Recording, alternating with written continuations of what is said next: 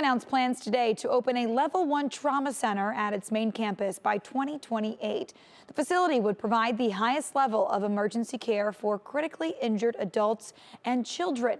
Senior health correspondent Monica Robbins is joining us now with the very latest details. Hey, Monica. Hey, Brissa. The hospital system currently operates a Level 1 center in Akron and a Level 2 center at 3 other locations, but the main campus lacks the designated trauma services. Level 1 centers offer specialized surgeons and critical care teams available around the clock to handle severe injuries. Falls and motor vehicle collisions account for most trauma cases in northern Ohio. The CDC reports trauma is a leading cause of death for people age 1 to 44.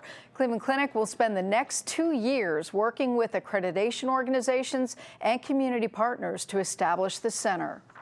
We see patients that seek care with trauma at Cleveland Clinic facilities, hundreds of them per year, and we end up having to transfer them to other systems to receive care.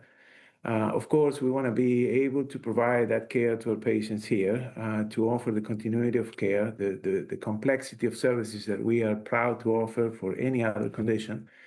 We, of course, want to offer that to patients with critical injuries or traumatic injuries. Dr. Guzman added over the next couple of years, the move will likely require some updates to the clinic's emergency department, and they'll also likely hire more staff to handle the load once completed. Cleveland will have 3 Level 1 trauma centers in the next 2 years if this goes through. And that's something MetroHealth, the first Level 1 trauma center, says is not needed. In a statement, they said, quote, MetroHealth is alarmed for our community and calls on Cleveland Clinic to reevaluate its plans.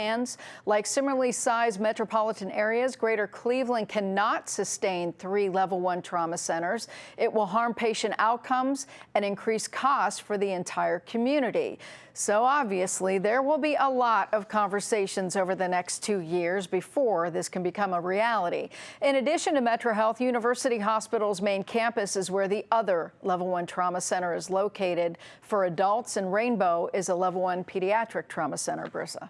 And this could be very big news for our area. Has Cleveland ever had 3 Level 1 trauma centers before? Even at much higher population, the city maintained 2 Level 1 trauma centers for adults. After Mount Sinai closed in 2000, MetroHealth was the only center until UH opened theirs in 2015.